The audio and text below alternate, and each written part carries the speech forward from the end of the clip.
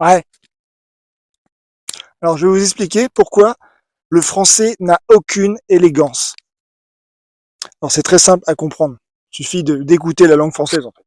Bon, il se trouve que des fois, je garde des gosses. Et donc, quand on garde des gosses, des fois, on regarde des dessins animés. Et notamment, il y a un truc qu'ils aiment bien les Aristochats.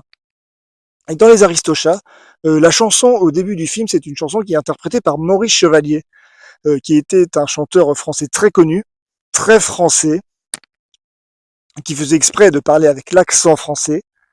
Bon, et c'est un chanteur vraiment qui représentait vraiment l'habitus du français dans, dans la manière dont la langue nous essentialise en fait. Donc comme c'est la fête de la musique, je vais vous chanter un petit peu de Maurice Chevalier. Alors les Aristochats, la chanson des Aristochats, ça s'écoute en anglais parce qu'ils chantent en anglais avec le French accent, l'accent français, l'accent bien cassant. On entend bien chaque consonne. Alors je vais vous dire à quel point la langue française est peu élégante. Hein. Et c'est une langue absolument dégueulasse. Donc vous allez voir, alors, attendez, je vais essayer de le lire. Alors, je vous chante du Maurice Chevalier. Alors je vais pas rouler les R parce qu'en anglais il ne roule pas les R, mais en français il roule les R parce que ça cabotine en français. Ça cabotine. Bon. Alors. Which pet's address is the finest in Paris? Which pets possess the longest pedigree? Which pets get to sleep on velvet mats? Naturellement, the aristocrats. Which pets are blessed with the fairest form of face? Which pets know best as the gentle social dress? Which pets live on cream and loving pats? Naturellement, the aristocrats. Oui, il chantait comme ça. Hein. Il chantait, la chanson, c'est exactement. Alors, j'articule pas très bien. Je vais essayer de recommencer. Bon. Which pet's address is the finest in Paris? Which pets possess the longest pedigree? Which pets get to sleep on velvet mats? Naturellement, the aristocrats. Which pets are blessed with the fairest form of face? Which pets know best as the gentle dress? Attends. Which pets know best as the gentle social dress? Which pets live on cream and loving pats? Naturellement, the aristocrats. Vous entendez le French accent très cassant. Chaque consonne, on les entend. Chaque consonne, on les entend. La langue française est une langue absolument dégueulasse. Et ça fascinait les Américains. Maurice Chevalier fascinait les Américains. Parce que c'était un mec qui n'avait aucune élégance. C'est un mec absolument dégueulasse, qui se lavait jamais. Mais c'était Maurice Chevalier le cabotin. Et ça a donné Pépé le putois. Hein. Ça a donné un personnage de dessin animé qui s'appelle Pépé le putois. Qui est une caricature de Maurice Chevalier. Voilà, parce que les Américains étaient fascinés par Maurice Chevalier. Ils se demandaient, mais comment se dit qu'un mec aussi peu élégant, aussi dégueulasse, parvienne à atteindre le cœur des plus belles femmes du monde, des femmes les plus libres du monde, parce que les Français sont les femmes les plus libres du monde. Vous voyez, les Français sont les femmes les plus admirées dans le monde, et les hommes français, et les Français sont les hommes les plus moqués. Vous voyez, les plus moqués du monde. C'est normal, c'est parce que la langue française, une langue extrêmement sèche, cassante, très contextuelle, hautement sentimentale et donc hautement violente et qui permet qui essentialise finalement, qui essentialise les femmes notamment, qui leur permet d'exprimer, de ressentir tous les sentiments dans toutes les nuances du spectre, dans chacune de ses extrémités et même d'en inventer de nouveaux. Les Français sont des femmes prométhéennes, elles inventent de nouveaux sentiments. Bon, et si vous voulez, le fait qu'elle soit comme ça a des conséquences sur les Français qui n'ont aucune élégance. Parce que c'est quoi l'élégance finalement? L'élégance, c'est une forme c'est un mensonge, c'est une danse du pan, c'est faire croire qu'on vaut plus que ce qu'on vaut réellement. C'est comme la philosophie, oui, une danse du pan. C'est essayer d'établir une autorité qui n'est pas légitime. L'élégance, c'est ça, c'est essayer de faire croire qu'on vaut plus que ce qu'on vaut vraiment. Le français n'a pas besoin d'être élégant, parce que l'élégance, c'est une forme de dissimulation, une dissimulation sentimentale. Je ne montre pas mes vraies intentions, je fais une danse du pan, vous voyez. Ça ne sert à rien avec les Françaises. Les Françaises sont sentimentalement clairvoyantes. Donc essayez d'être élégant avec une Française, de la séduire, de la draguer, de l'aborder, toutes ces conneries, ça ne fonctionne pas. C'est un truc qui a été inventé dans les années 80. Vous voyez, durant la période néolibérale. Mais avant, ça n'existait pas, ça. On ne séduit pas une Française. Ça ne sert à rien. Ça ne sert à rien. Bon, on fait autrement. Bon, on fait comme dans Marivaux, c'est-à-dire, voilà, on fait des confidences, on a une vie sociale. Bon, alors c'est mort. Alors aujourd'hui, les vies sociales, c'est mort. Tout le monde passe sa vie devant un écran.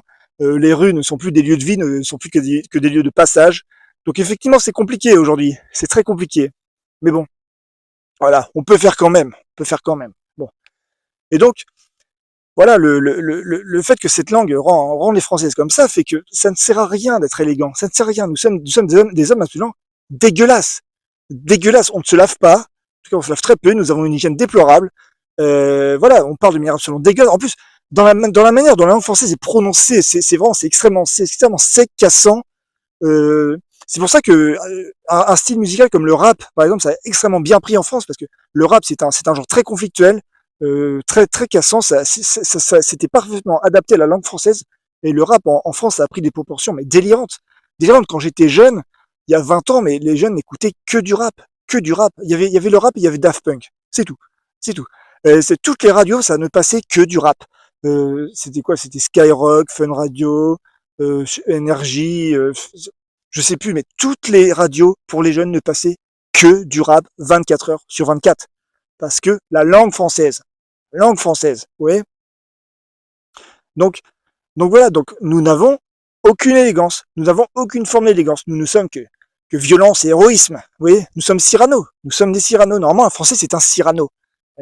Il n'est que force, violence, euh, héroïsme, haut fait, conflit permanent. Hein. Nous sommes un pays de rivalité masculine, masculine, pas de rivalité féminine. Comment dire, nous monopolisons la rivalité, toutes les rivalités, toutes les méchancetés, toute la violence du monde sur nous, sur les hommes. Et la société actuelle n'est pas assez conflictuelle. Hein. On se plaint, beaucoup de politiques se plaignent que la société française devient trop violente. Non, non, déjà c'est un retour à la normale. Deux, elle n'est pas assez violente, elle va devenir beaucoup plus violente parce que la langue française nous rend violents. C'est ainsi. Voilà, ça sert à rien de foutre les gens en prison pour 10 000 ans, ça changera strictement rien. La langue française nous rend comme ça. Elle est violente. Regardez, un exemple voilà, auquel j'ai réfléchi il y a pas longtemps. À la télé, il y a un mec qui s'appelle Mathieu Bock-Côté. Mathieu Bock-Côté, c'est un Québécois. Et c'est un mec qui a un discours d'extrême droite. Voilà, c'est un mec qui nous parle de conflit de civilisation, qui nous dit qu'un jour, voilà, on va en découdre avec les musulmans, bon, voilà, toutes ces conneries d'extrême droite. Bon, il a exactement le même discours que Éric Zemmour. Éric Zemmour, pour dire ça, il est condamné par la justice. Là, il se fait attaquer en justice, Éric Zemmour. Pourquoi? Parce que Éric Zemmour, il parle comme un Français. Comme un Français. Il parle de manière, mais il parle avec un fleuret dans la bouche. Il parle comme D'Artagnan. D'accord? Il parle de manière extrêmement cassante, Éric Zemmour. Cassante. Mathieu Bocoté, alors il est français, je dis pas le contraire. Il s'identifie comme, ok, il s'identifie comme un Français, je dis pas le contraire, d'accord, mais il a un accent québécois. Et l'accent québécois, c'est autre chose. C'est autre chose, c'est-à-dire que tu ouvres beaucoup plus la bouche. Hein. Tu parles comme un Américain, en fait. Tu parles avec une patate chaude dans la bouche. Donc, forcément, il a exactement le même discours, mais c'est moins perçu comme agressif.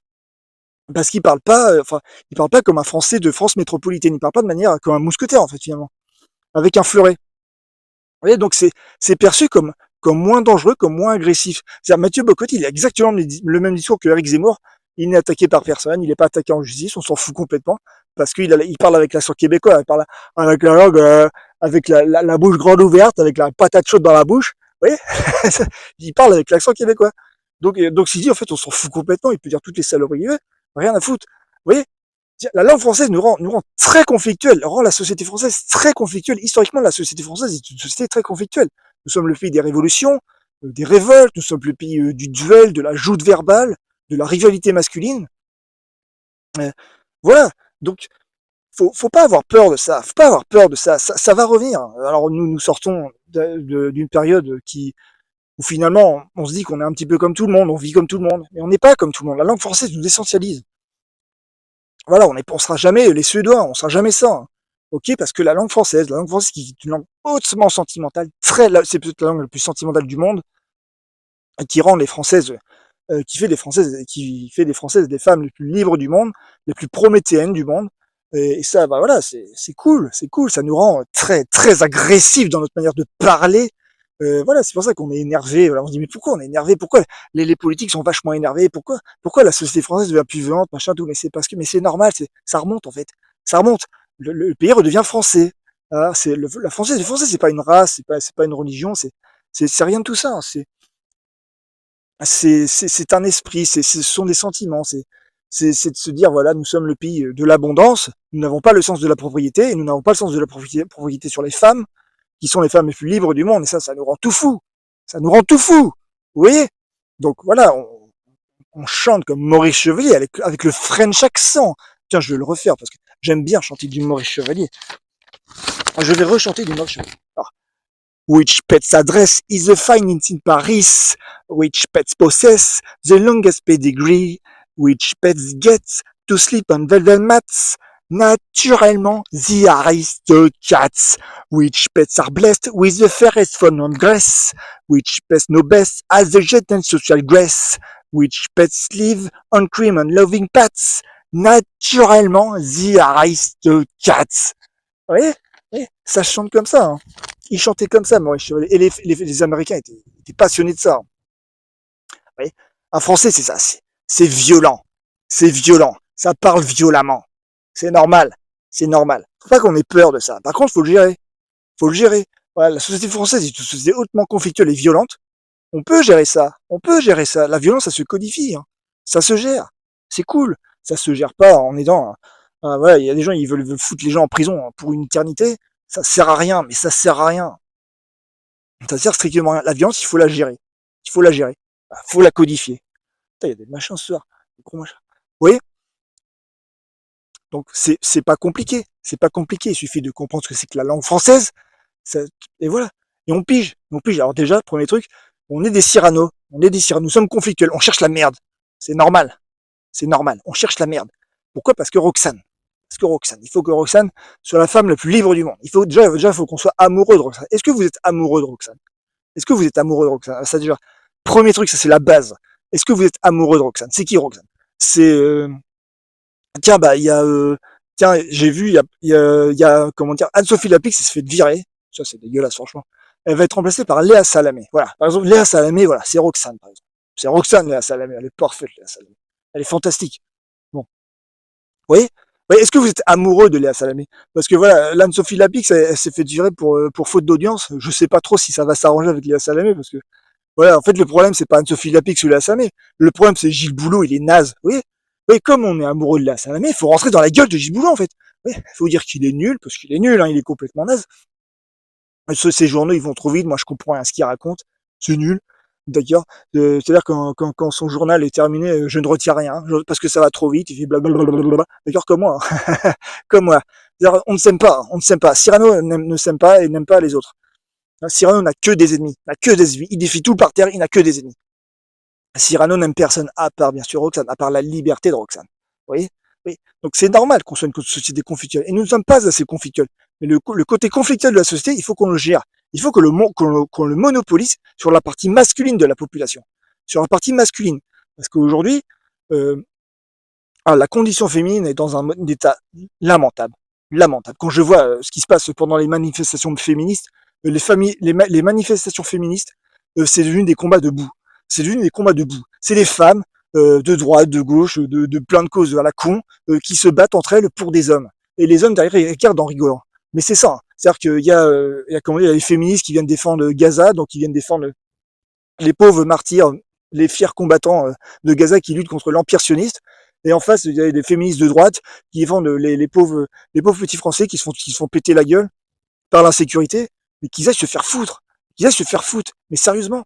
Mais genre, le féminisme, c'est devenu des femmes qui défendent des hommes. Mais ça suffit. Et qui se combattent dans la boue. Mais ça suffit. Ça suffit. Les hommes ne sont pas assez conflictuels. Il faut qu'ils soient plus conflictuels. La société française est une société conflictuelle. Bon, là, on me voit plus. Là, il fait nuit. Est-ce qu'on me voit mieux là? Là, on me voit plus parce que je suis en contre-jour, en fait. Ouais, c'est mort. Bon, bah, je vais couper. Hein. Bon, bah, c'est bon, vous avez pigé. Je vais pas rechanter de Maurice Chevalier. Il va faire nuit. Bon, allez, bon, bonne nuit. Hein.